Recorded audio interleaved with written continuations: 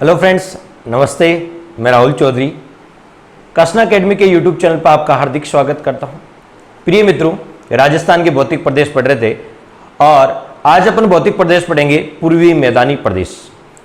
Professor Ramlochan Singh ने राजस्थान को 4 भौतिक प्रदेश में विभाजित किया है। सबसे पहले हमने देखा था मध्य अरावली प्रदेश, उसके बाद पढ़ा था दक्षिण पूर्वी पठारी प्रदेश और आज अपन पढ़ने वाले हैं पूर्वी मैदानी प्रदेश। तो आज का अपना लेक्चर रहने वाला है पूर्वी मैदानी प्रदेश। पूर्वी मैदानी प्रदेश। देखिए यहां पे वर्ड आ रहा है मैदान, और मैदान पर्वत, पठार, मैदान ये सभी द्वितीय श्रेणी के उच्चावच माने जाते हैं। ज्योग्राफी में द्वितीय श्रेणी के उच्चावच माने जाते हैं। तो हम देखते हैं मैदान का निर्माण किससे होता है। मैदान का निर्माण कैसे होता है? तो नदियां जब बहती है तो नदियों के द्वारा लाई गई जलोढ़ मिट्टी से, नदियों के द्वारा लाई गई जलोढ़ मिट्टी से मैदान का निर्माण होता है। तो मैदान का निर्माण कैसे होता है? नदियों द्वारा लाई गई जलोढ़ मिट्टी से, नदियों द्वारा लाई गई जलोढ़ मिट्टी से, नदियों द्वारा लाई गई जलोढ़ मिट्टी के निक्षेपण से, जमाव की क्रिया या निक्षेपण की क्रिया से मैदान का निर्माण होता है। तो हमने यहां पे देखा कि मैदान का निर्माण कैसे होता है, तो नदियों द्वारा लाई गई जलोढ़ मिट्टी के निक्षेपण से मैदान का निर्माण होता है। और जलोढ़ मिट्टी 2 प्रकार की होती है, खादर और बांगर। खादर और बांगर। देखिए प्राचीन जलोढ़ मिट्टी को क्या कहा जाता है? बांगर कहा जाता है। और नवीन जलोढ़ मिट्टी को क्या कहा जाता है? खादर कहा जाता है। तो जलोढ़ मिट्टी 2 प्रकार की होती है, ठीक है। नवीन जलोढ़ मिट्टी खादर और प्राचीन मिट्टी क्या कहलाती है? बांगर कहलाती है। और जहां पर वर्तमान में नदियां बहती है वहां पर खादर मिट्टी भी देखने को मिलती है। जैसे चंबल बेसिन में कौन सी मिट्टी मिलती है? खादर मिट्टी देखने को मिलती है। तो हमने देखा मैदान का निर्माण कैसे होता है। नदियों द्वारा लाई गई जलोढ़ मिट्टी के निक्षेपण की क्रिया से मैदान का निर्माण होता है। और जलोढ़ मिट्टी 2 प्रकार की होती है, नवीन मिट्टी को खादर और प्राचीन जलोढ़ मिट्टी को बांगर कहा जाता है। हमने कहा नदियों से मैदान का निर्माण होता है। तो राजस्थान का जो मैदान है, राजस्थान के पूर्वी दिशा में जो मैदान है वो कौन सी नदियों से बना है? वो कौन सी नदियों से बना है? तो राजस्थान के पूर्व में जो मैदान है वो कौन कौन सी नदियों से बना है? तो देखते हैं। राजस्थान के पूर्व भाग में जो मैदान है वो चंबल, और चंबल की सबसे लंबी सहायक नदी है बनास। चंबल और बनास नदियों से बना है। राजस्थान के पूर्व में जो मैदान है वो किससे बना है? चंबल और बनास नदियों से बना है। चंबल और बनास नदियों से बना मुख्य रूप से, बाकी बाणगंगा और माई भी है, लेकिन चंबल और बनास नदियों से बना है। और आपको तो बनास किसकी सहायक नदी है? चंबल की। चंबल किसकी है? यमुना की। चंबल किसकी है? यमुना की। और आपसे पूछेंगे यमुना किसकी है? गंगा की। यमुना किसकी है? गंगा की। तो हमने यहां पे देखा क्वेश्चन कैसा आएगा, राजस्थान का जो मैदान है, राजस्थान के पूरी भाग में जो मैदान है वो किससे बना है? चंबल और बनास नदियों से बना है। चंबल और बनास नदियों से बना है। लेकिन ऐसा भी आ सकता है गंगा और यमुना की सहायक नदियों से बना है। गंगा और यमुना की सहायक नदियां, क्यों? गंगा और यमुना की सहायक नदी कौन सी है? यमुना की सहायक नदी कौन सी है? चंबल। और चंबल की कौन सी है? बनास। तो राजस्थान का पूरी भाग का मैदान किससे बना है? चंबल और बनास नदियों से बना है। लेकिन यदि ऐसा ऑप्शन नहीं आके ऐसा भी आ सकता है गंगा और यमुना की सहायक नदियों से बना है। और गंगा और यमुना की सहायक नदी कौन सी है? चंबल और बनास नदियों से बना है। तो बना तो चंबल और बनास है, लेकिन चंबल बनास किसकी सहायक नदी है? गंगा और यमुना की सहायक नदियां। इस पैटर्न से भी क्वेश्चन बन सकता है। तो ये क्वेश्चन कई बार पूछा जाता है कि जो पूरी में मैदान किससे बनता है? तो नदियों द्वारा लाई गई जलोढ़ मिट्टी से मैदान का निर्माण होता है। जलोढ़ मिट्टी कितने प्रकार की होती है? 2 प्रकार की होती है। नवीन जलोढ़ मिट्टी को खादर और प्राचीन जलोढ़ मिट्टी को बांगर कहा जाता है। और राजस्थान का मैदान कौन सी नदियों से बना है? चंबल और बनास से बना है। और या पूछे या गंगा और यमुना की सहायक नदियों से बना है। अब जो ये पूरी मैदानी प्रदेश है, बात कर लेते हैं अपन। राजस्थान के पूरी भाग में क्या है? मैदान है, उसे कहा जाता है पूर्वी मैदानी प्रदेश।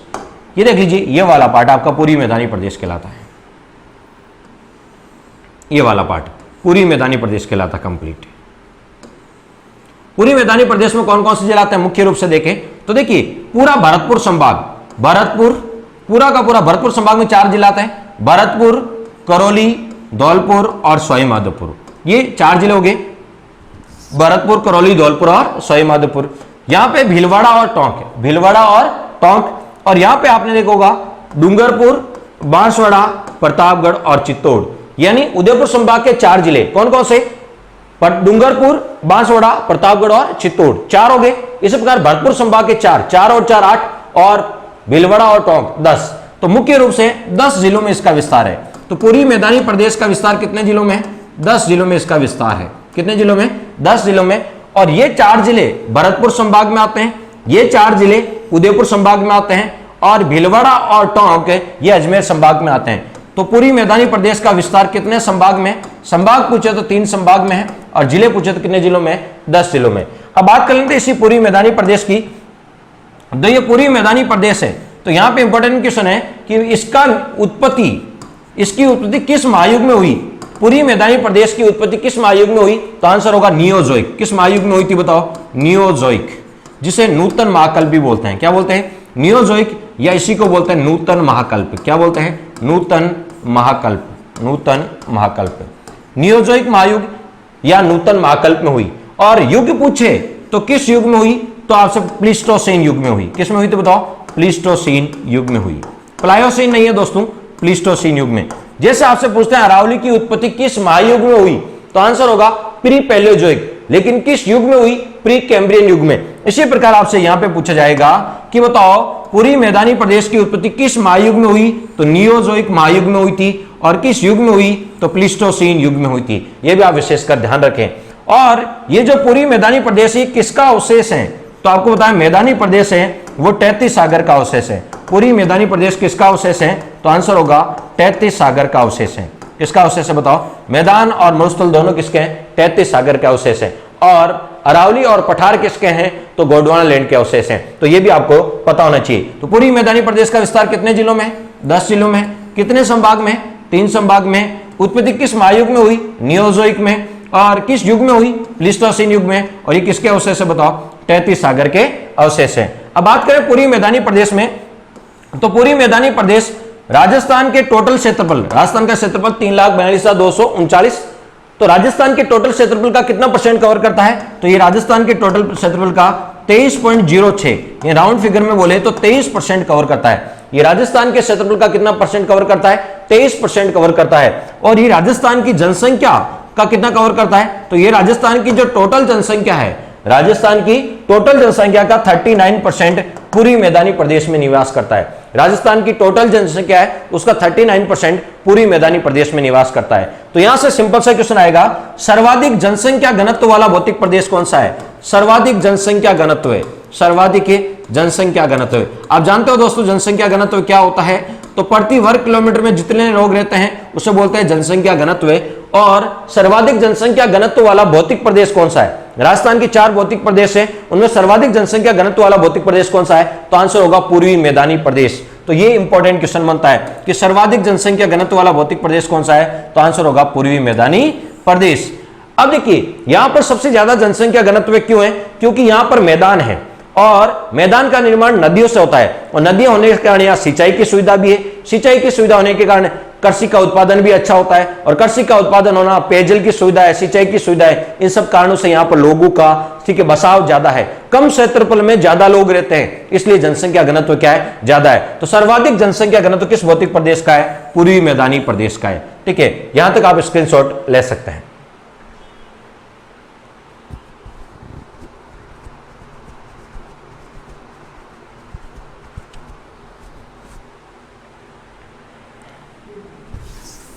नेक्स्ट बात करें पूरी मैदानी प्रदेश की, तो पूरी मैदानी प्रदेश में कौन सी मिट्टी पाई जाती है? पूरी मैदानी प्रदेश, तो पूरी मैदानी प्रदेश में कौन सी मिट्टी पाई जाती है? तो अभी तक हमने देखा था कि जो पूरी मैदानी प्रदेश है उसमें नदियों के द्वारा लाई गई कौन सी? जलोढ़ मिट्टी पाई जाती है। नदियों के द्वारा लाई गई कौन सी बताओ? जलोढ़ मिट्टी। ये आपका है पूर्वी मैदानी प्रदेश। और पूरी मैदानी प्रदेश में कौन सी मिट्टी पाई जाती है? तब आपका आंसर होगा पूरी मैदानी प्रदेश में जलोढ़ मिट्टी पाई जाती है। कौन सी? जलोढ़ मिट्टी। जलोढ़ मिट्टी को और क्या बोलते हैं? तो इसी को बोलते हैं दोमट मिट्टी। क्या बोलते हैं? दोमट मिट्टी। इसी को और क्या बोलते हैं? कच्छारी मिट्टी। क्या बोलते हैं बताओ? कच्छारी मिट्टी। या आपसे पूछा जाता है जलोढ़ मिट्टी, दोमट मिट्टी, कच्छारी मिट्टी, या इसका यदि वैज्ञानिक विभाजन नाम पूछे तो एल्फीसॉल्स बोलते हैं। क्या बोलते हैं? एल्फीसॉल्स मिट्टी पाई जाती है, एल्फीसॉल्स मिट्टी। तो पूरी मैदानी प्रदेश में कौन सी मिट्टी पाई जाती है? जलोढ़, दोमट, कच्छारी, या इसी का वैज्ञानिक नाम पूछे तो एल्फीसॉल्स मिट्टी पाई जाती है। ये भी ध्यान रखें। और सर्वाधिक उपजाऊ मिट्टी कौन सी है? सर्वाधिक उपजाऊ मिट्टी, सर्वाधिक नमी धारण करने वाली मिट्टी तो कौन सी है? जो सबसे ज्यादा नमी धारण करके रखती है वो है काली मिट्टी या वर्टिसोस। लेकिन सर्वाधिक उपजाऊ मिट्टी कौन सी है? तो सर्वाधिक उपजाऊ मिट्टी है वो है जलोढ़ मिट्टी। कौन सी मिट्टी है? जलोढ़ मिट्टी सबसे उपजाऊ है, ये भी ध्यान रखें आप।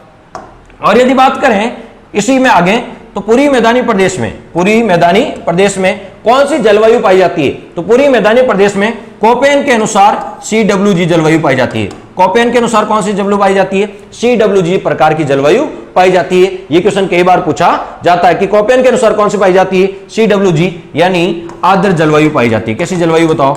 आर्द्र जलवायु पाई जाती है कोपेन के अनुसार। यहां पर बात करें यहां पर किस प्रकार की वनस्पति? तो अर्ध शुष्क पर्णपाती वनस्पति पाई जाती है। कौन सी पाई जाती है? अर्ध शुष्क पर्णपाती वनस्पति पाई जाती है। तो पूरी मैदानी प्रदेश में किस प्रकार की वनस्पति पाई जाती है? अर्ध शुष्क पर्णपाती वनस्पति पाई जाती है। साथ ही साथ बात करें कोपेन के अनुसार कौन सी जलवायु पाई जाती है? CWG जलवायु पाई जाती है। सर्वाधिक उपजाऊ मिट्टी कौन सी है? एल्फेसॉल्स या जलोढ़ मिट्टी। और जलोढ़ मिट्टी किसमें पाई जाती है? पूरी मैदानी प्रदेश में पाई जाती है। तो ये थी बेसिक जानकारी जिसके बारे में हमने देखा। और सर्वाधिक जनसंख्या घनत्व यही पाई जाता है। और सर्वाधिक कृषि की दृष्टि से उपयुक्त भौतिक प्रदेश कौन सा है? मसालों की दृष्टि से सबसे ज्यादा उपयुक्त कौन सा है? दक्षिणी पूर्वी पठारी प्रदेश। लेकिन सर्वाधिक कृषि के लिए उपयुक्त भौतिक प्रदेश कौन सा है? तो कृषि के लिए जो सर्वाधिक उपयुक्त भौतिक प्रदेश है वो कौन सा बताओ? पूर्वी मैदानी प्रदेश है। कौन सा बताओ? पूर्वी मैदानी प्रदेश है। अब अपन जाके हमने मुख्य विशेषताएं देखी, किसकी बताओ? पूर्वी मैदानी प्रदेश की। अब अपन स्टार्ट करेंगे इसके एक एक पार्ट को कंप्लीट करेंगे।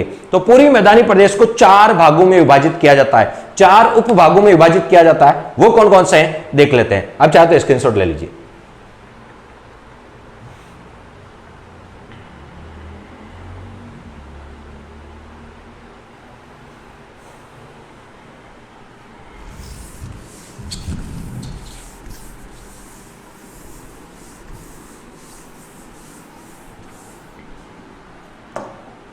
देखिए, पूरी मैदानी प्रदेश को 4 उपभागों में विभाजित किया जाता है। राजस्थान के पूर्वी भाग में क्या है? मैदान है, पूर्वी मैदानी प्रदेश। और इसको कितने हैं? 4 उपभागों में विभाजित किया जाता है। इसको 4 उपभागों में विभाजित किया जाता है। 4 उपभागों में विभाजित किया जाता है। और ये इंपॉर्टेंट है, आपके यहां से क्वेश्चन पूछा भी जाता है कि पूरी मैदानी प्रदेश को कितने उपभागों में विभाजित किया जाता है? 4 उपभागों में विभाजित किया जाता है। 4 कौन कौन से हैं? पहला है बाणगंगा बेसिन। कौन सा बताओ? Banganga basin, Banganga basin. दूसरा आपका चंबल बेसिन। तीसरा आपका बनास बेसिन। और चौथा आपका माही बेसिन, जिसे 56 बेसिन भी कहा जाता है, माही बेसिन। तो पूरी मैदानी प्रदेश को कितने उपभागों में विभाजित किया जाता है? 4 उपभागों में। अब देखिए 4 उपभागों में क्यों विभाजित किया जाता है, इसका भी कुछ कारण है। राजस्थान के पूरी दिशा में जो मैदान है, उस मैदान का निर्माण 4 नदियों से होता है। मुख्य रूप से कितनी नदियों से होता है? 4। देखिए यहां पर जयपुर में बैराट की पहाड़ियों से एक नदी निकलती है और उस नदी का नाम है बाणगंगा नदी। कौन सी नदी? बाणगंगा नदी। जयपुर की बैराट की पहाड़ियों से एक नदी निकलती है, उस नदी का नाम है बाणगंगा नदी।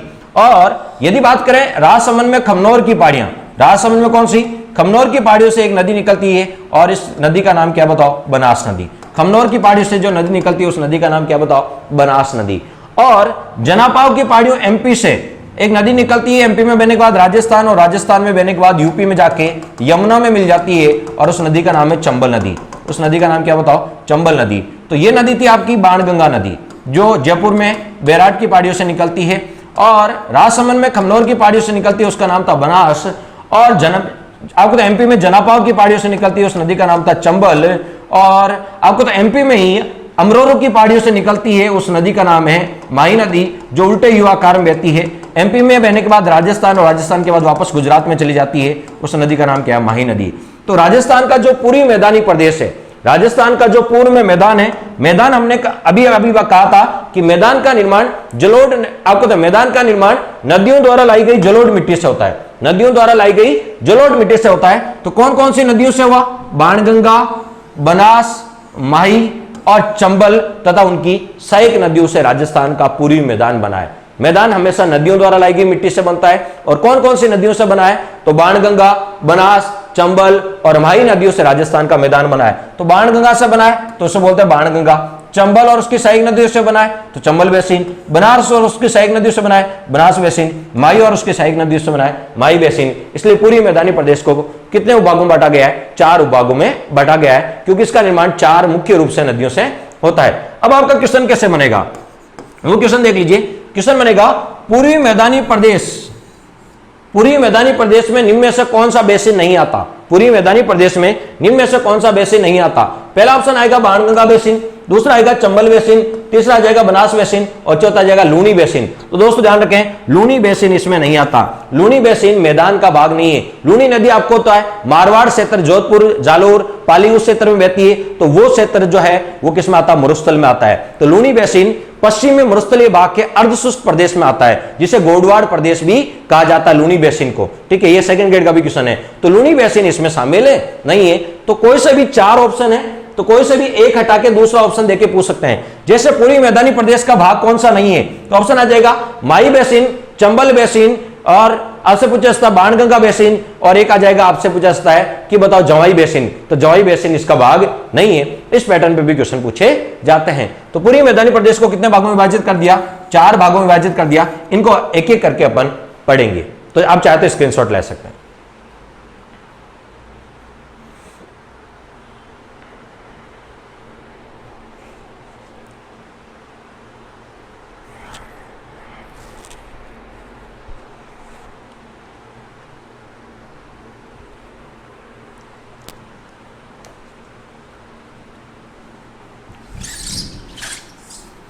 तो देखिए, सबसे पहले पढ़ेंगे बाणगंगा बेसिन। हम नदियों के बारे में नहीं पढ़ रहे हैं दोस्तों, हमारा टॉपिक है राजस्थान के भौतिक प्रदेश पढ़ रहे हैं, और नदियां एक अलग चैप्टर है, तो नदियों को वहां पर अपन डिटेल से देखेंगे। अभी तो अपना राजस्थान का भौतिक प्रदेश चल रहा है, भौतिक प्रदेश के एंगल से ही पढ़ेंगे अपन। तो अपना पहला है मैदानी प्रदेश में, पहला आता है बाणगंगा बेसिन। कौन सा है? बाणगंगा बेसिन। तो देखिए बाणगंगा बेसिन क्या है? तो बाणगंगा और उसकी सहायक नदियों द्वारा निर्मित, बाणगंगा और उसकी सहायक नदियों द्वारा निर्मित क्षेत्र क्या कहलाता है? बाणगंगा बेसिन कहलाता है। बाणगंगा और उसकी सहायक नदियों द्वारा निर्मित क्षेत्र क्या कहलाता है? बाणगंगा बेसिन कहलाता है। तो बाणगंगा के बारे में पहले सामान्यतः बता देता हूं मैं आपको। बाणगंगा नदी को और क्या बोलते हैं? अर्जुन की गंगा। बाणगंगा को और क्या बोलते हैं? अर्जुन की गंगा भी कहा जाता है। और बाणगंगा का एक और नाम है रुंठित नदी, या एक और बोलते हैं ताला नदी। कौन सी नदी बताओ? ताला नदी, या इसी को बोलते हैं रुंठित नदी। क्या बोलते हैं? रुंठित नदी। और ये सेकंड ग्रेड में पूछा गया था कि रुंठित नदी के नाम से किस नदी को जाना जाता है? तो बाणगंगा नदी को रुंठित नदी के नाम से जाना जाता है। कहते हैं कि अर्जुन के बाण से यहां पर एक नदी निकली थी। तो देखो, अर्जुन के बाण से तो अर्जुन की गंगा, और बाण से तो बाणगंगा। तो बाणगंगा को अर्जुन की गंगा भी कहा जाता है, ताला नदी भी कहा जाता है, और ये सेकंड ग्रेड में पूछा गया था रुंठित नदी भी कहा जाता है। ये कहां से निकलती है? तो जयपुर में आपको बताया बैराट की पहाड़ियां हैं। जयपुर में कौन सी पहाड़ियां बताओ? बैराट की पहाड़ियां। और बैराट की पहाड़ियों से एक नदी निकलती है, उसका नाम है बाणगंगा नदी। तो बाणगंगा नदी कहां से निकलती है? जयपुर की बैराट की पहाड़ियों से निकलती है, जहां पर बैराट सभ्यता भी है। कौन सी सभ्यता बताओ? बैराट सभ्यता, जहां पर बौद्धकालीन और मौर्यकालीन प्रमाण भी मिले हैं। अब बात करें बैराट की पहाड़ियों से निकलने के बाद ये जयपुर के बाद कहां जाती है? दौसा, और दौसा के बाद कहां जाती है? भरतपुर। पहले ये सीधी जाके यमुना में मिलती थी, लेकिन आजकल भरतपुर में जाके क्या हो जाती है? विलुप्त हो जाती है। तो बाणगंगा नदी कौन सी नदी बताओ? बाणगंगा नदी 3 जिलों में प्रवाहित होती है। कितने जिलों में? 3। सबसे पहले जयपुर से निकलती है, तो जयपुर में, उसके बाद कहां? दौसा में, और उसके बाद कहां? भरतपुर में जाके क्या हो जाती है? विलुप्त है। और जयपुर में आपको जमवा रामगढ़ एक स्थान है, वो बाणगंगा नदी के किनारे हैं। और जमवा रामगढ़ बांध भी है, वो भी बाणगंगा नदी के किनारे है। जमवा रामगढ़ अभियान से कौन सी नदी गुजरती है? तो बाणगंगा नदी गुजरती है। कौन सी गुजरती है? बाणगंगा नदी गुजरती है। ठीक है, तो हमने इनके बारे में, सबके बारे में देखा कि बाणगंगा नदी की बेसिक विशेषताएं पढ़ी कि बाणगंगा पहले सीधी जाके किसमें मिलती थी? यमुना में। बाणगंगा यूपी में जाके किसमें मिल जाती थी? यमुना में। लेकिन वर्तमान में कहां जाके विलुप्त हो जाती है? भरतपुर में जाके विलुप्त हो जाती है। तो देखिए, हमने कहा 2 नदियों के बीच का क्षेत्र क्या कहलाता है? तो 2 नदियों के बीच का क्षेत्र कहलाता है दोआब। क्या कहलाता है? 2 नदियों के बीच का क्षेत्र क्या कहलाता है? दोआब। और देखिए, यहां पे नदी कौन सी है? यमुना। यहां पे नदी कौन सी है? यमुना, क्योंकि बाणगंगा पहले यमुना में जाके मिलती थी यूपी में। और ये नदी कौन सी है? बाणगंगा। ये नदी कौन सी है? बाणगंगा। तो ये नदी हो गई बाणगंगा, और ये कौन सी होगी? यमुना। ये 2 नदी हो गई, और इन 2 नदियों के बीच का क्षेत्र क्या कहलाता है? दोआब। और उस दोआब का नाम है रोही दोआब। क्या कहलाता है? रोही दोआब। ये इंपॉर्टेंट क्वेश्चन है। क्वेश्चन आएगा जैसे 5 नदियों के बीच का क्षेत्र पंजाब कहलाता है, ठीक है, तो हमने कहा कि सिंधु और सतलज, ऐसे नाम सुना होगा आपने, सिंधु और सतलज, चेनाब, इनके बीच का क्षेत्र को अलग अलग नाम से जानते हैं। 2 नदियों के बीच का क्षेत्र दोआब कहलाता है। तो यहां पे इंपॉर्टेंट क्वेश्चन है, रोही दोआब का मैदान, कौन सा मैदान बताओ? रोही दोआब का मैदान, क्योंकि नदियों के द्वारा क्या बनेगा? मैदान ही बनेगा। तो सिंपल सा क्वेश्चन है, रोही दोआब का मैदान किन 2 नदियों के मध्य है? तो इधर कौन सी होगी? यमुना, और ये कौन सी होगी? बाणगंगा। तो बाणगंगा और यमुना नदियों के बीच का क्षेत्र क्या कहलाएगा? रोही दोआब का मैदान कहलाता है। ये इंपॉर्टेंट क्वेश्चन है अपने लिए, क्योंकि हम बढ़ रहे हैं पूर्वी मैदानी प्रदेश। तो यहां पे कौन सा मैदान है? रोही दोआब का मैदान है, जो बाणगंगा और यमुना नदियों के मध्य है। तो हमने बाणगंगा नदी के, बाणगंगा बेसिन के बारे में पढ़ा। तो आपको नदी के बारे में नहीं पढ़ना है, फिर भी मैंने काफी कुछ बता दिया नदी के बारे में, ठीक है। नदियां यहां अपन टॉपिक नहीं पढ़ रहे हैं, हमारा टॉपिक है पूर्वी मैदानी प्रदेश। और पूर्वी मैदानी प्रदेश में पहला आता बाणगंगा बेसिन, और बाणगंगा बेसिन का जो इंपॉर्टेंट पार्ट है वो सबसे इंपॉर्टेंट है कि बाणगंगा बेसिन में जो मैदान है उसका नाम है रोही दोआब का मैदान। ये आपको याद रखना है। अब इनमें से सिर्फ केवल ये पॉइंट आपको याद रखना है, रोही दोआब का मैदान किन 2 नदियों के मध्य है? तो रोही दोआब का मैदान, ठीक है, बाणगंगा व यमुना नदियों के मध्य है। बाणगंगा यमुना नदियों के मध्य है, नदियों के मध्य है। या एक सिंगल क्वेश्चन भी आ सकता है कि बताओ रोही दोआब का मैदान कौन से बेसिन में आता है? तो रोही दोआब का मैदान कौन से बेसिन में आता है? बाणगंगा बेसिन में आता है। किस बेसिन में आता है? बाणगंगा बेसिन में आता है। ये इंपॉर्टेंट क्वेश्चन था। तो ये पहला बेसिन आपका कंप्लीट हुआ। दूसरा बेसिन आपका चंबल बेसिन, पूरी मैदानी प्रदेश का दूसरा भाग है, उसे बोलते हैं चंबल बेसिन। तो देखिए, जब भी हम बात करें चंबल बेसिन के बारे में, चंबल बेसिन ये आपका दूसरा पार्ट है पूरी मैदानी प्रदेश में। राजस्थान का जो पूरी भाग का मैदान है, राजस्थान के जो पूरी भाग का मैदान है वो मुख्य रूप से किस नदी से बना है? तो मुख्य रूप से चंबल नदी से बना है। मुख्य रूप से कौन सी नदी से बना है? चंबल नदी से बना है। और आपको तो चंबल नदी कहां से निकलती है? जनापाव की पहाड़ियां, मंदसौर एमपी। आपको तो कभी बड़ा पाव खाया होगा, बड़ा पाव बोल दो या जना पाव, ठीक है, बोलते हैं ना एक्स्ट्रा पाव दे दो पाव भाजी में, ठीक है, वही। तो जना पाव की पहाड़ियां मंदसौर एमपी से कौन सी नदी निकलती? चंबल नदी। और ये चंबल नदी एमपी में बहने के बाद कहां थी? राजस्थान में। और राजस्थान में बहने के बाद कहां जाती? यूपी में। और यूपी में जाके किसमें मिल जाती है? यमुना में, ठीक है। इटावा यूपी में जाके किसमें मिल जाती है? यमुना में। तो चंबल नदी 3 राज्यों में बहती है, एमपी, राजस्थान और यूपी में, ठीक है। और यमुना की सहायक नदी है। चंबल नदी जब राजस्थान में प्रवेश करती है 84गढ़ चित्तौड़ से, तो ये राजस्थान के 6 जिलों में बहती है। चंबल नदी राजस्थान के कितने जिलों में बहती है? 6 जिलों में बहती है। देखिए, सबसे पहले चित्तौड़ में प्रवेश करेगी, चित्तौड़ के बाद कोटा, बूंदी, सवाई माधोपुर, करौली और धौलपुर। देखिए, चित्तौड़ के बाद चित्तौड़, कोटा, बूंदी, 3 तो नीचे हो गए, चित्तौड़, कोटा, बूंदी, 3 ही ऊपर, सवाई माधोपुर, करौली और धौलपुर। तो चित्तौड़, कोटा, बूंदी, सवाई माधोपुर, करौली, धौलपुर, राजस्थान के 6 जिलों में बहती कौन सी नदी? चंबल नदी। कौन सी बताओ? चंबल नदी। अब देखिए, चंबल नदी से जो मैदान बनता है वो मैदान कहां बनता है? सवाई माधोपुर, करौली और धौलपुर में, क्योंकि कोटा, बूंदी यहां तो हाड़ौती का पठार है, ठीक है। मैदान कहां बनेगा? सवाई माधोपुर, करौली और धौलपुर में जब बहती है तो यहां पे मैदान निर्माण होता है। तो चंबल से मैदानी भाग का निर्माण कहां होता है? सवाई माधोपुर, करौली और धौलपुर में। राजस्थान की 3 नदियां ऐसी है जो 6-6 जिलों में बहती है। राजस्थान के 6-6 जिलों में बहने वाली कितनी नदियां? 3 नदियां हैं। 3 कौन कौन सी है? तो देख लीजिए, वो 3 नदियां कौन कौन सी है? चंबल में तीनों नाम लिखे हुए हैं, चंबल में ही तीनों नाम छिपे हुए हैं। च से चंबल, च से चंबल, बी से बनास, बी से बनास, और एल से कौन सी? लूनी।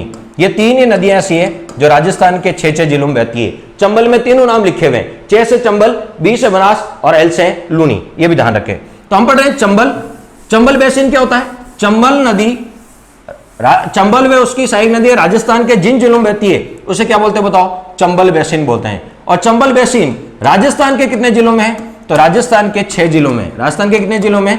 6 जिलों में है। लेकिन हम बात करें मैदानी प्रदेश, चंबल से मैदान का निर्माण कहां हुआ है? तो चंबल से मैदान का निर्माण सवाई माधोपुर, करौली और धौलपुर में हुआ है। कहां बताओ? सवाई माधोपुर, करौली और धौलपुर में। देख लेते हैं कैसा हुआ है। देखिए, चंबल नदी जब सवाई माधोपुर, करौली और धौलपुर में जाती है, कहां जाती है बताओ? सवाई माधोपुर, करौली और धौलपुर में जाती है चंबल नदी। कौन सी बताओ? चंबल नदी।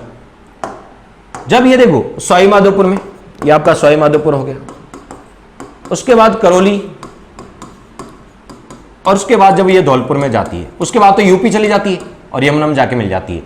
तो जब सवाई माधोपुर, करौली और धौलपुर ऊपर वाले 3 जिलों में जाती है तो यहां पर अपर्दन होता है। क्योंकि हमने कहा अपर्दन का मतलब क्या होता है, अपर्दन का मतलब सामान्य भाषा में बोले तो कटाव। अपर्दन का मतलब क्या होता है, कटाव। यह अपर्दन जल के द्वारा भी हो सकता है। अपर्दन के कारक कौन कौन से हैं, जल के द्वारा भी हो सकता है, पवन या वायु के द्वारा भी हो सकता है, या हिमानी के द्वारा भी हो सकता है। हिमानी के द्वारा भी, यानी ग्लेशियर, हिमानी या ग्लेशियर, या समुद्री तरंग, इनके माध्यम से भी, समुद्री तरंग के माध्यम से भी अपर्दन हो सकता है। तो अपर्दन के अलग अलग कारक हैं। राजस्थान में जो अपर्दन होता है, वो राजस्थान में जो मुख्य रूप से अपर्दन होता है वो वायु के द्वारा होता है, पश्चिमी मरुस्थलीय प्रदेश में। लेकिन राजस्थान के पूर्वी मैदानी प्रदेश में जो अपर्दन होता है वो जल के द्वारा होता है, क्योंकि मैदान में नदियां बहती है और नदियों के द्वारा जब मिट्टी का अपर्दन या कटाव होता है तो बताओ नदियों में क्या होता है, जल। तो राजस्थान में जल के द्वारा अपर्दन कहां होता है, तो पूर्वी मैदानी प्रदेश में। पूर्वी मैदानी प्रदेश में जो अपर्दन का कारक है वो जल है। जबकि वायु के द्वारा अपर्दन कहां होता है, तो पश्चिम मरुस्थल में वायु के साथ मिट्टी के कण एक स्थान से कहां चले जाते हैं, दूसरे स्थान पे। तो पश्चिमी मरुस्थलीय प्रदेश में वायु के द्वारा क्या होता है, बताओ, अपर्दन होता है। ठीक है, राजस्थान में हिमानी और समुद्री तरंगों के द्वारा अपर्दन नहीं देखने को मिलता है। तो राजस्थान में अपर्दन का मुख्य कारक क्या है, तो राजस्थान के 61% मरुस्थल वाले भाग में अपर्दन किससे होता है, वायु से। तो राजस्थान में अपर्दन का मुख्य कारक क्या है, वायु है। और मैदानी प्रदेश में अपर्दन किसके द्वारा होता है, जल, क्योंकि नदियां बहती है और नदियों में जो जल होता है उसी के द्वारा मिट्टी का अपर्दन होता है। तो हमने कहा जो अपर्दन है जल के द्वारा वो कहां होता है, पूर्वी मैदानी प्रदेश में। एक होता है अपर्दन के साथ अपक्षय, चट्टानों का टूटना क्या कहलाता है, अपक्षय। और ये आपको पता है गतिक क्रिया है। ठीक है, अपक्षय कैसी है, ठीक है, तो अपक्षय में आपको चट्टानें टूट के वहीं विखंडित होकर वहीं उसी स्थान पर आपको इकट्ठी हो जाती है। इनमें आपको होता है, ठीक है, ये स्थितिक क्रिया है, इसमें गति नहीं होती। लेकिन अपर्दन में एक स्थान से अपर्दित पदार्थ कहां जाते हैं, दूसरे स्थान पे जाते हैं। तो अपर्दन की क्रिया कैसी क्रिया है, गतिक की क्रिया है। इसमें गति होती है, एक स्थान से दूसरे स्थान पे स्थानांतरण होता है। लेकिन अपक्षय में क्या होता है, बताओ, स्थितिक क्रिया है, इसमें उसी स्थान पे उसी स्थान पर इकट्ठे हो जाते हैं विखंडित पदार्थ। ठीक है, तो अपक्षय और अपर्दन को बोलते हैं, आपसे पूछेंगे, अनाच्छादन। ये इंपॉर्टेंट क्वेश्चन है जो कई बार पूछा है। अपक्षय और अपर्दन की क्रिया को सामूहिक रूप से क्या बोलते हैं, अनाच्छादन कहा जाता है। अब चलते हैं, पूरी मैदानी प्रदेश में अपर्दन किसके द्वारा होता है, जल के द्वारा। जल के द्वारा क्यों होता है, क्योंकि यहां पर क्या बहती है, नदियां बहती है। यहां पे क्या बहती है, नदियां। और हम बात कर रहे हैं चंबल नदी की, किस नदी की, चंबल बेसिन की बात कर रहे हैं। तो जहां चंबल बेसिन है, कौन सा, चंबल बेसिन है, तो यहां पर भी चंबल नदी के द्वारा मिट्टी का अपर्दन होगा। और जब चंबल नदी जहां पर बहती है तो वहां मिट्टी, जहां आप जैसे जिस क्षेत्र में चंबल नदी बहती है तो वहां पर आपको पता है मिट्टी का कटाव होगा, अपर्दन होगा। मान लीजिए आपका खेत है और इसमें ये चंबल नदी बह रही है, तो चंबल नदी यहां जहां पर बहेगी वहां पर एक गहरी नाली बन जाएगी। गहरी क्या बन जाएगी, ये गहरी सी क्या बन जाएगी, आपके खेत के अंदर गहरी सी क्या बन जाएगी, नाली बन जाएगी। और इस अपर्दन को बोलते हैं नालिकादार अपर्दन। क्या बोलते हैं, नालिकादार, यानी अवनालिका अपर्दन। कौन सा अपर्दन, अवनालिका अपर्दन। ये एग्जाम में कई बार पूछा गया, कौन सा अपर्दन बताओ, अवनालिका अपर्दन। और गली इरोजन भी कहा जाता है, इंग्लिश में क्या कहा जाता है, गली इरोजन। तो इंपॉर्टेंट क्वेश्चन है कि अवनालिका अपर्दन कौन सा बेसिन में देखने को मिलता है, तो चंबल बेसिन में अवनालिका अपर्दन देखने को मिलता है। इंपॉर्टेंट क्वेश्चन है। अब देखिए, जब आपके अवनालिका अपर्दन हो गया, यानी गहरी गहरी आपके खेत के अंदर क्या बन गई, नालियां बन गई। तो आपके खेत के अंदर मान लीजिए आपका खेत था और इसमें गहरी गहरी क्या बन गई, नालियां बन गई। जब आपके खेत के अंदर गहरी गहरी नालियां बन गई तो बताओ आपका खेत का ये भाग तो नीचे धसा हुआ होगा, जहां पर नाली होगी ये भाग तो नीचे धसा हुआ है। लेकिन जहां पर नालियां नहीं है, जहां पर नालियां नहीं है, ये भाग आपका ऊपर उठा हुआ होगा। तो एक भाग नीचे होगा, एक भाग ऊपर होगा। तो इसका मतलब क्या है, आपका खेत समतल होगा या आपको उबड़ खाबड़ होगा। तो आपका खेत एक भाग ऊपर उठा होगा और नाली वाला भाग नीचे धसा होगा। तो आपका खेत कैसा होगा, उबड़ खाबड़ होगा। उसे बोलते हैं बेड लैंड। आपकी लैंड गुड लैंड है या बैड, आपकी लैंड है वो बेड हो गई, क्योंकि आपका खेत उबड़ खाबड़ हो गया और वहां खेती करना संभव नहीं है। तो जहां पर अवनालिका अपर्दन हो जाता है, गहरी गहरी नालियां बन जाती है, वहां पे कौन सी स्थलाकृति होती है, उत्खात स्थलाकृति पाई जाती है। कौन से बताओ, उत्खात स्थलाकृति। देखिए नाम से पता चल रहा है स्थल की आकृति, किसकी आकृति बताओ, स्थल की आकृति। नाम से पता चल रहा है स्थल की आकृति उत्खात यानी ऊपर नीचे हो जाती है। ठीक है, आपके खेत की या स्थल की, आपके खेत के स्थल की आकृति कैसी हो जाती है, ऊपर नीचे हो जाती है। आपका खेत समतल नहीं रहता है, आपके खेत के अंदर से जब नदी बहेगी तो आपका खेत समतल नहीं रहेगा, उबड़ खाबड़ हो जाएगा या उत्खात स्थलाकृति बेडलैंड टोपोग्राफी हो जाएगी। और जब आपकी उत्खात स्थलाकृति होगी तो वहां खेती करना संभव नहीं है। तो जब आपका खेती करना संभव नहीं है तो वहां पर आपको झाड़ियां उग जाएगी, घास उग जाएगी, और झाड़ियां और घास उग जाएगी तो वहां पर आपको पशु चराएंगे। क्या चराएंगे, और मारवाड़ में पशु चराने के लिए जो छोटा सा क्षेत्र छोड़ते हैं उसे बोलते हैं बीड़ा। अभी आपको तो बारिश का सीजन है और आपने खेत बो दिए होंगे, लेकिन एक खेत ऐसा छोड़ा होगा जहां पर पशु चर सकते हैं, पशु की चराई के लिए, उस खेत को क्या बोलते हैं बीड़ा। और जो बहुत बड़ा बीड़ा का भी बहुत बड़ा रूप होगा तो उसे बोलेंगे बीहड़। क्या बोलेंगे? बीहड़ बोलेंगे। क्या बोलेंगे? बीहड़। तो जहां पर उबड़ खाबड़ स्थलाकृति पाई जाएगी, जहां पर खेती करना संभव नहीं है, घास उग जाएगी, झाड़ियां उग जाएगी और वहां पर पशु चराई के लिए वो क्षेत्र छोड़ दिया जाएगा, उसे बोलेंगे बीहड़। क्या बोलेंगे? बीहड़। और आपको तो बीहड़ में पशु चराने के लिए जो चरवा जाते हैं, हाथ में क्या लेके जाते हैं? चंबल के डाकू से बचाने के लिए डांग। क्या लेके जाते हैं? डांग। तो बीहड़ क्षेत्र को और क्या बोलते हैं? डांग क्षेत्र भी बोलते हैं। क्या बोलते हैं? डांग क्षेत्र भी बोलते हैं। तो अब हम इसको देख लेते हैं एक बार कि यहां पर सवाई माधोपुर, करौली और धौलपुर में जब चंबल नदी बहती है, कौन सी नदी बह रही है? चंबल नदी बहती है। तो चंबल नदी बहेगी तो बताओ चंबल नदी के द्वारा अपर्दन हो गई, तो बताओ जहां पर नदियां बहती है वो प्राचीन मिट्टी होगी या नई मिट्टी?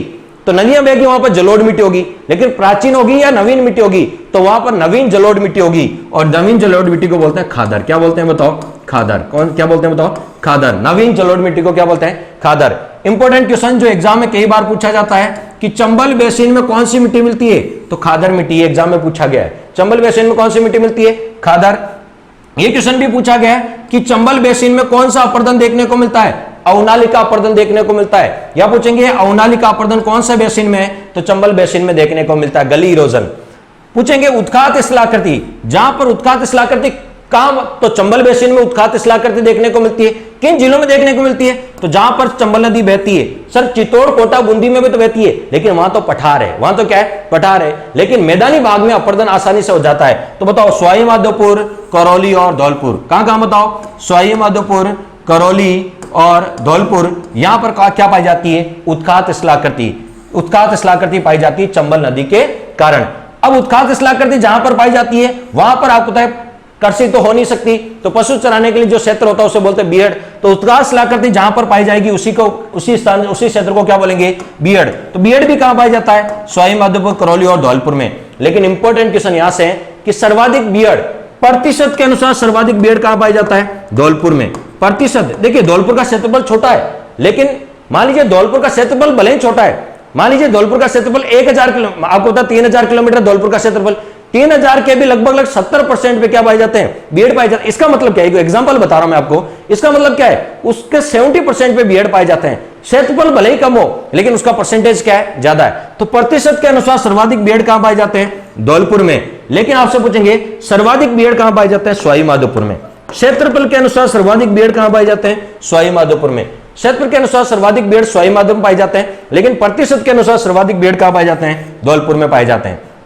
नेक्स्ट है, अब देखिए जहां पर बीहड़ पाए जाते हैं उसी को बोलते हैं डांग क्षेत्र। तो यहां से इंपॉर्टेंट क्वेश्चन आएगा कि बीहड़ क्षेत्र में जो पहाड़ियां पाई जाती है उसे बोलते हैं डांग।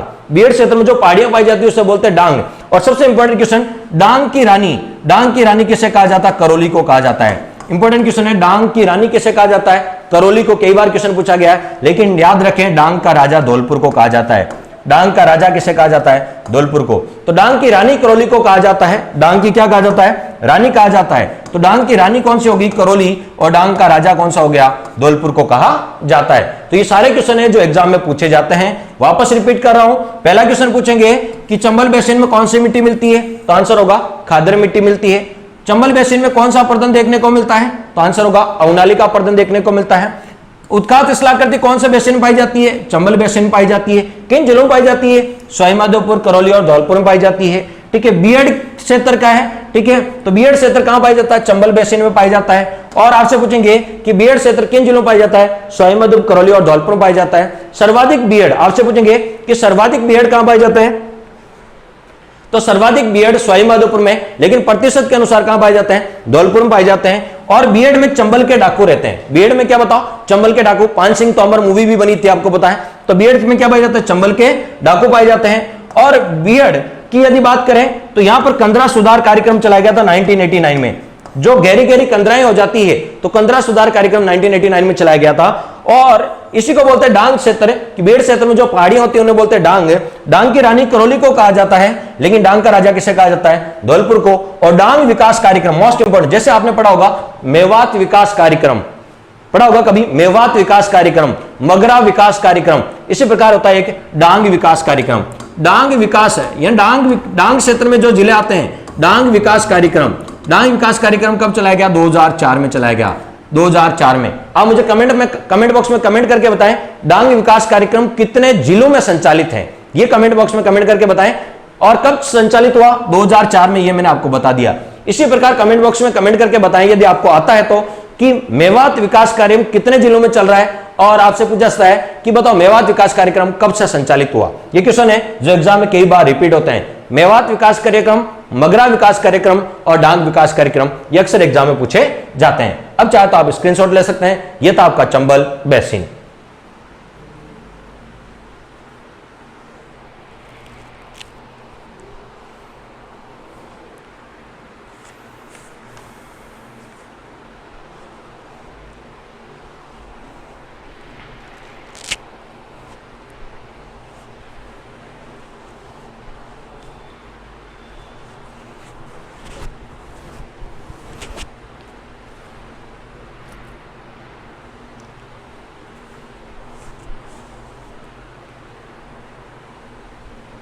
बाकी अपन चंबल को डिटेल से पढ़ेंगे जब राजस्थान की नदियां पढ़ेंगे। अभी हम भौतिक प्रदेश पढ़ रहे हैं। नेक्स्ट, तो पूरी मैदानी प्रदेश को 4 उपभागों में विभाजित किया था। पहला हमने देखा, जो पहला था चंबल से जो हमने पहला पढ़ा था वो था बाणगंगा बेसिन। उसके बाद पढ़ा था चंबल बेसिन। अब पढ़ेंगे बनास बेसिन। कौन सा बेसिन? बनास बेसिन। पूरी मैदानी प्रदेश का तीसरा भाग है बनास बेसिन। देखिए, बनास किसकी सबसे लंबी सहायक नदी है? तो चंबल की। आपको पता है गंगा की सबसे लंबी सहायक नदी यमुना, यमुना की चंबल, चंबल की बनास, और बनास की चंबल जो सबसे लंबी सहायक नदी वो बेड़च। लेकिन कमेंट बॉक्स में बताएं बेड़च की सबसे लंबी सहायक नदी कौन सी है। तो पढ़ रहे हैं बनास। तो बनास नदी का उद्गम कहां से होता है? खमनोर की पहाड़ियां। कौन सी पहाड़ियां बताओ? खमनोर की पहाड़ियां। और खमनोर की पहाड़ियां कहां बताओ? राजसमंद में। खमनोर की पहाड़ियां कहां बताओ? राजसमंद में है। और यहीं से बनास नदी का क्या होता है? उद्गम। तो बनास नदी का उद्गम किस जिले से होता है? राजसमंद से। और कौन सी पहाड़ियों से होता है? खमनोर की पहाड़ियों से। कौन सी पहाड़ियों से? खमनोर की पहाड़ियों से। और बनास नदी राजसमंद से निकलने के बाद कहां जाती है? चित्तौड़। और चित्तौड़ के बाद कहां जाती है? भीलवाड़ा। भीलवाड़ा के बाद अजमेर, टोंक और सवाई माधोपुर। और सवाई माधोपुर में रामेश्वरम नामक स्थान पर किसमें मिल जाती है? चंबल में मिल जाती है। तो देखिए बनास नदी, मैंने कहा था राजस्थान में 3 नदियां ऐसी है जो 6 जिलों में बहती है। एक नदी कौन सी है? चंबल, दूसरी बनास और तीसरी लूनी। तो बनास नदी भी राजस्थान के 6 जिलों में बहती है। पहला जिला राजसमंद। राजसमंद के बाद कहां जाती है? चित्तौड़। कहां जाती है बताओ? चित्तौड़। चित्तौड़ के बाद कहां जाती है? भीलवाड़ा। और भीलवाड़ा के बाद कहां जाती है बताओ? अजमेर। कहां जाती है? अजमेर। और अजमेर के बाद कहां जाती है? टोंक।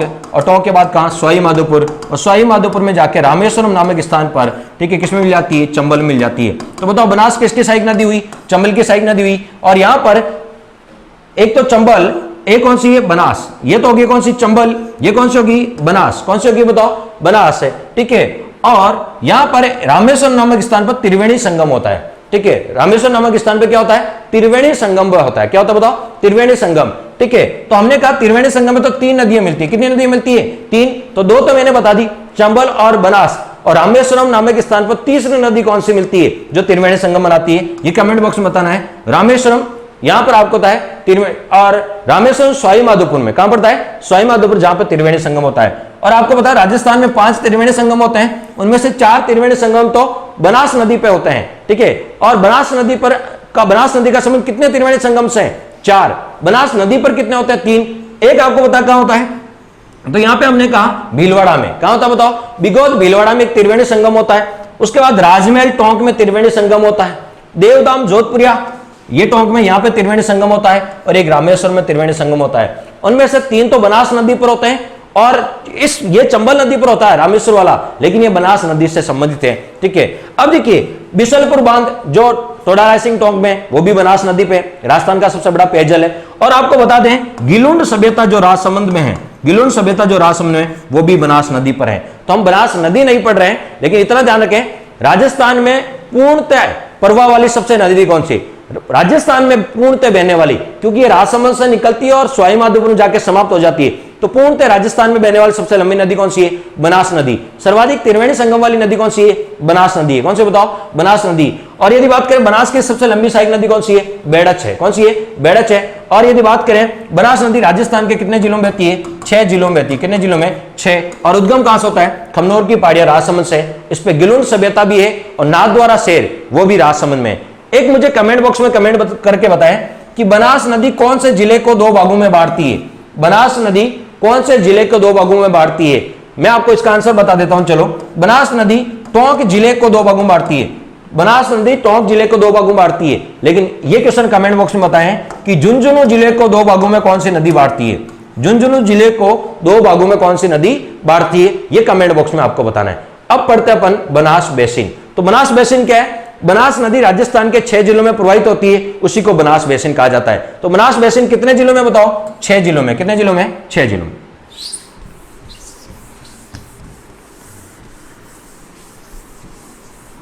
तो देखिए, बनास नदी निकली है, बनास नदी खमनोर की पहाड़ी राजसमंद से। कहां से निकली थी? खमनोर राजसमंद से निकली थी। राजसमंद में बहने के बाद, राजसमंद में बहने के बाद ये चित्तौड़, उसके बाद भीलवाड़ा, उसके बाद अजमेर, टोंक और सवाई माधोपुर में। अब हम देख रहे हैं कि बनास जो बेसिन है, यानी बनास नदी 6 जिलों में बहती है, वहां पर बनास बेसिन है। वहां पे कौन कौन से मैदान है? क्योंकि हम पढ़ रहे हैं पूरी मैदानी प्रदेश, और जहां पर नदी बहती है वहां पर क्या बनता है? मैदान। तो यहां पे एक स्थान है देवगढ़, और देवगढ़ कहां पड़ता है? राजसमंद में। देवगढ़ कहां पड़ता है? राजसमंद में। और देवगढ़ राजसमंद में यहां पे आपको पता है निर्जन पहाड़ियां भी है, और वहां पे एक पठार है, पिडमांड का पठार। याद करो, पिडमांड का पठार कहां है? देवगढ़ राजसमंद में। तो देवगढ़ राजसमंद से लेके जहाजपुर भीलवाड़ा तक, देवगढ़ राजसमंद से लेके जहाजपुर भीलवाड़ा तक, इसके बीच जो मैदान है उसे बोलते हैं पिडमांड का मैदान। क्या बोलते हैं? पिडमांड का पठार भी है और पिडमांड का क्या है? मैदान भी है। तो इंपॉर्टेंट क्वेश्चन है, पिडमांड का मैदान कहां से कहां तक है? देवगढ़ राजसमंद से लेके जहाजपुर भीलवाड़ा तक पिडमांड का पठार है। और आपसे पिडमांड का पठार किस, देखिए इस पिडमांड का जो मैदान है, पिडमांड के मैदान से कौन सी नदी गुजरी है? क्योंकि मैदान का निर्माण नदियों द्वारा लाई गई जलोढ़ मिट्टी से होता है, और यहां पे कौन सी नदी बह रही है? बनास। तो आपसे पूछा जाता है कि ये जो बनास नदी है, कौन सी नदी?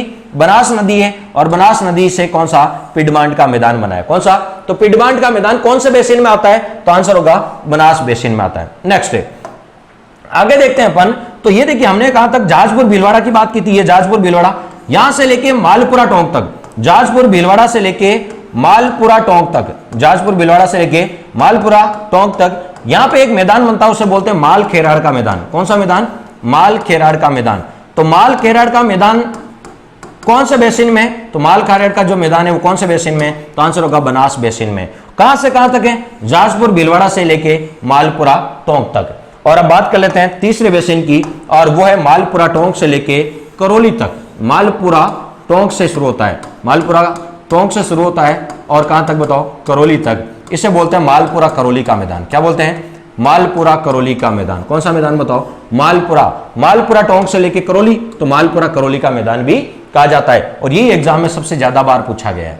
क्वेश्चन क्या पूछा गया है वो मैं बता देता हूं एग्जाम में बार बार। मालपुरा करौली का मैदान कौन से बेसिन में? तो मालपुरा करौली का मैदान कौन से बेसिन में? बनास बेसिन में। तो यहां से बनास बेसिन में कितने मैदान है? तो बनास बेसिन में 3 मैदान है। पहला मैदान है पिडमांड का मैदान, दूसरा मैदान है माल खेराड़ का मैदान, और तीसरा है मालपुरा करौली का मैदान। और ये एग्जाम में कई बार पूछ सकते हैं कौन सा मैदान बनास बेसिन में नहीं है। तो पहला ऑप्शन आएगा पिडमांड का मैदान, दूसरा आएगा माल खेराड़ का मैदान, तीसरा आएगा मालपुरा करौली का मैदान, और चौथा आएगा छप्पन का मैदान। तो छप्पन का मैदान माही बेसिन में है, वो बनास बेसिन में नहीं है। बाकी ये तीनों बनास बेसिन में है। अब देखिए, बनास बेसिन की यदि बात करें तो बनास बेसिन में कौन सी मिट्टी पाई जाती है? क्वेश्चन भी कई बार रिपीट हुआ है। तो भूरी मिट्टी पाई जाती है। बनास बेसिन में कौन सी मिट्टी पाई जाती है? तो आंसर होगा बनास बेसिन में भूरी मिट्टी देखने को मिलती है। कौन सी बताओ? भूरी मिट्टी देखने को मिलती है। कौन से बेसिन में? बनास बेसिन में देखने को मिलती है। तो ये हमने बनास बेसिन के बारे में कंप्लीट किया, बनास नदी का इंट्रोडक्शन, और बनास बेसिन अपना क्या होता है? कंप्लीट। और आज अपन चौथा, पूरी मैदानी प्रदेश का जो चौथा उपभाग है वो है माही बेसिन। क्योंकि हमने बाणगंगा बेसिन पढ़ लिया, चंबल बेसिन पढ़ लिया, और माही बेसिन अब अपन पढ़ने जा रहे हैं, और हमने बनास बेसिन कंप्लीट कर लिया। तो 3 बेसिन कंप्लीट कर लिए। अब पढ़ेंगे माही बेसिन। कौन सा? माही बेसिन। माही नदी के बारे में नहीं पढ़ेंगे, क्योंकि नदी अलग चैप्टर है, हम तो भौतिक प्रदेश पढ़ रहे हैं, और अपन पढ़ेंगे माही बेसिन। माही बेसिन को और बोलते हैं छप्पन बेसिन। ये भी ध्यान रखें, माही बेसिन का दूसरा नाम क्या है? छप्पन बेसिन, या इसी को बोलते हैं पुष्प प्रदेश। ये भी ध्यान रखें, ये नाम अक्सर पूछे जाते हैं एग्जाम में। माही बेसिन, माही बेसिन को क्या बोलते हैं? छप्पन बेसिन, या इसी को बोलते हैं पुष्प प्रदेश। क्या बोलते हैं? पुष्प क्षेत्र या पुष्प प्रदेश। देखिए, माही नदी के बारे में तो जानते हो, माही नदी के बारे में आप अच्छे से जानते हो कि माही नदी का उद्गम कहां से होता है? तो माही नदी का जो उद्गम होता है वो होता है कहां से? एमपी से। और एमपी में कहां से? तो महंद झील से। कौन सी झील से बताओ? एमपी में एक झील है महंद झील, ठीक है, कौन सी झील है बताओ? महंद झील। या पहाड़ियां पूछे तो अमरोरू की पहाड़ियां। कौन सी पहाड़ियां बताओ? अमरोरू की पहाड़ियां। कौन सी पहाड़ियां? अमरोरू की पहाड़ियां। पर्वत पूछे तो एमपी में विंध्याचल पर्वत, विंध्याचल पर्वत, अमरोरू की पहाड़ियां और महंद झील। यहां से कौन सी नदी का उद्गम होता है? माही नदी का उद्गम होता है। ऐसा नहीं है कि रेड कलर का है या तो आप लाल नदी है, नहीं, ऐसा नहीं है। तो माही नदी का उद्गम आपसे पूछा जाता है कि माही नदी का उद्गम कहां से होता है? एमपी से। और एमपी में कहां से बताओ? महंद झील से होता है। ये राजस्थान में प्रवेश करती है, राजस्थान में प्रवेश करती है खांडूग्राम बांसवाड़ा से। खांडूग्राम बांसवाड़ा से कहां प्रवेश करती है? राजस्थान में प्रवेश करती है। तो किस जिले में प्रवेश करती है? बांसवाड़ा में। किस स्थान से करती है? खांडूग्राम से। उसके बाद जब राजस्थान में प्रवेश करती है, यहां पे इसमें पहला बांध आता है माही बजाज सागर। कौन सा? माही बजाज सागर। दूसरा आता है कागदी पिक्का बांध। कौन सा? कागदी पिक्का बांध। और तीसरा बांध आता है गुजरात में। गुजरात में इस पे जो तीसरा बांध बना हुआ है वो है कडाना बांध। तो माही नदी पर कुल कितने बांध बने हुए हैं? 3 बांध बने हुए हैं, माही बजाज सागर बांध, कागदी पिक्का बांध और कडाना बांध, ठीक है। इनको डिटेल से अभी नहीं पढ़ रहे हैं, बस इतना सा ध्यान रखें कि हम माही बेसिन पढ़ रहे हैं, लेकिन इंट्रोडक्शन बता रहे हैं माही नदी का आपको। और माही बजाज सागर बांध राजस्थान का सबसे लंबा बांध है। अब मुझे कमेंट बॉक्स में कमेंट करके बताएं, माही बजाज सागर बांध बांसवाड़ा में किस गांव में स्थित है? ये क्वेश्चन इंपॉर्टेंट है, ठीक है, ये पूछा भी गया था अभी। किस गांव में है? प्रॉपर गांव बताना आपको। माही बजाज सागर बांध बांसवाड़ा के किस गांव में है? बोरखेड़ा गांव में है या और किस गांव में है? 2-4 ऑप्शन आपको मिल सकते हैं वहां पर, ठीक है। अब देखिए यहां पे हमने बात की तो माही नदी पहले कहां? बांसवाड़ा, बांसवाड़ा में। बांसवाड़ा के बाद प्रतापगढ़ की सीमा बनाती है। प्रतापगढ़ की क्या बनाती है? सीमा। और उसके बाद वापस घूमते हुए कहां जाती है? डूंगरपुर में। और डूंगरपुर में बहने क्या? डूंगरपुर में यहां पर त्रिवेणी संगम होता है। यहां पे क्या होता है बताओ? त्रिवेणी संगम होता है। सोम, माही और जाकम का, सोम, माही और जाकम का त्रिवेणी संगम होता है, ठीक है। और वो कहां होता है बताओ? डूंगरपुर में होता है। और डूंगरपुर में भी कहां होता है? बेणेश्वर में। कहां होता है? बेणेश्वर में। और बेणेश्वर में आपसे पूछेंगे, बेणेश्वर के संस्थापक थे संत मावजी। कौन थे? संत मावजी। बेणेश्वर के संस्थापक कौन थे? संत मावजी। अलग से बात करेंगे बेणेश्वर की कभी। अभी इतना समझ लीजिए कि यहां पर बेणेश्वर में त्रिवेणी संगम होता है। माही नदी, देखिए माही नदी राजस्थान में के दक्षिण से प्रवेश करती है और पुणे कहां चली जाती है? दक्षिण में। दक्षिण से आती है और पुणे कहां चली जाती है? दक्षिण में। तो राजस्थान में दक्षिण से आती है और दक्षिण में पुणे चली जाती है। वो नदी कौन सी है? माही नदी। और किस आकार में बहती है? तो देखिए उल्टे यू। देखो यू तो ऐसा होता है, लेकिन ये उल्टे यू आकृति में बहती है। किस आकृति में? उल्टे यू आकार में बहने वाली नदी कौन सी है? माही नदी। और ये माही नदी कर्क रेखा को 2 बार काटती है। राजस्थान के डूंगरपुर बांसवाड़ा से कौन सी रेखा बहती है? कर्क रेखा। तो कर्क रेखा को 2 बार काटने वाली नदी कौन सी है? माही नदी। आप मुझे कमेंट बॉक्स में बताएं, विषुवत रेखा और मकर रेखा को 2 बार काटने वाली नदी कौन सी है जो अफ्रीका महाद्वीप में है?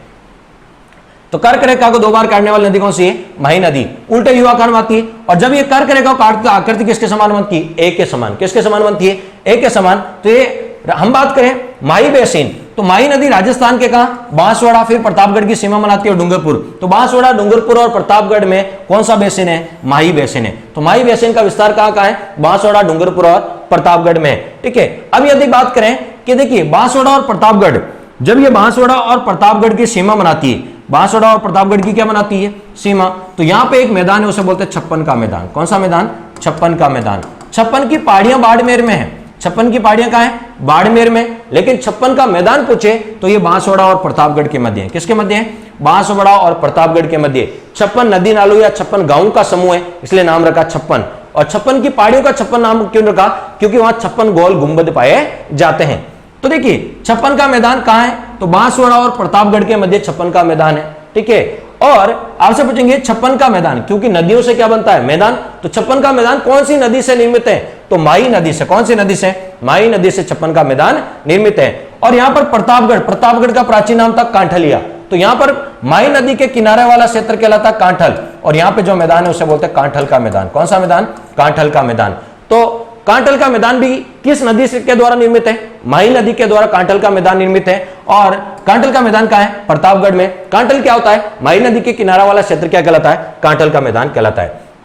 देखिए 56 का मैदान, 56 के मैदान की यदि अपन बात करें तो 56 के मैदान में मैदान है तो वहां पर पेड़ पौधे भी पाए जाते हैं। तो 56 के मैदान में महुआ के वृक्ष पाए जाते हैं। किसके वृक्ष पाए जाते हैं? जिसे आदिवासियों का कल्प वृक्ष कहा जाता है। किसको? महुआ को। तो 56 के मैदान में कौन सा वृक्ष पाए जाते हैं? महुआ के वृक्ष पाए जाते हैं। और महुआ के क्या होते हैं? पुष्प लगे होते हैं। क्या लगे होते हैं? महुआ के लगे होते हैं पुष्प। जब महुआ के पेड़ होंगे तो वहां पर चारों ओर पुष्प ही पुष्प होंगे, इसलिए इस प्रदेश को बोलते हैं पुष्प प्रदेश। क्या बोलते हैं? पुष्प प्रदेश भी कहा जाता है। और महुआ के पुष्प से, फूलों से देसी शराब बनाई जाती है, उसे बोलते हैं मावड़ी। महुआ के पुष्प जो देसी शराब बनाई जाती है उसे क्या बोलते हैं? मावड़ी कहा जाता है। और महुआ के जो वृक्ष होते हैं, महुआ के जो वृक्ष होते हैं वहां पर उड़न गिलहरी निवास करती है। क्या निवास करती है बताओ? उड़न गिलहरी निवास करती है। और उड़न गिलहरी सर्वाधिक कहां देखने को मिलती है? तो सीता माता अभ्यारण्य प्रतापगढ़ में देखने को मिलती है। तो ये 56 का मैदान कौन से बेसिन में? माई बेसिन में, इसलिए इसे 56 बेसिन भी कहा जाता है। और कांटल का मैदान भी किसमें आता है? माई बेसिन में आता है। किसमें आता है? माई बेसिन में। और आपका डूंगरपुर और बांसवाड़ा के बीच का पहाड़ी क्षेत्र क्या कहलाता है? मेवल। डूंगरपुर और बांसवाड़ा के बीच का पहाड़ी क्षेत्र क्या कहलाता है? मेवल कहलाता है। क्या कहलाता है? मेवल कहलाता है। तो इन सब के बारे में अपन ने डिटेल से देखा। तो ये था आपका माही बेसिन। कौन सा? माही बेसिन। तो पूरी मैदानी प्रदेश को कितने बेसिन विभाजित किया गया? 4 बेसिन विभाजित किया गया है। सबसे पहला कौन सा? Banganga basin, Chambal basin, Banas basin और माही बेसिन। ठीक है, तो ये सारा अपना कंप्लीट हुआ। अब क्वेश्चन कैसा आएगा? 56 का मैदान कौन से बेसिन में है? माही बेसिन में आता है। इस प्रकार के क्वेश्चन भी आपसे पूछे जा सकते हैं। तो दोस्तों वीडियो कैसा लगा कमेंट बॉक्स में कमेंट करके जरूर बताएं। Thanks for watching.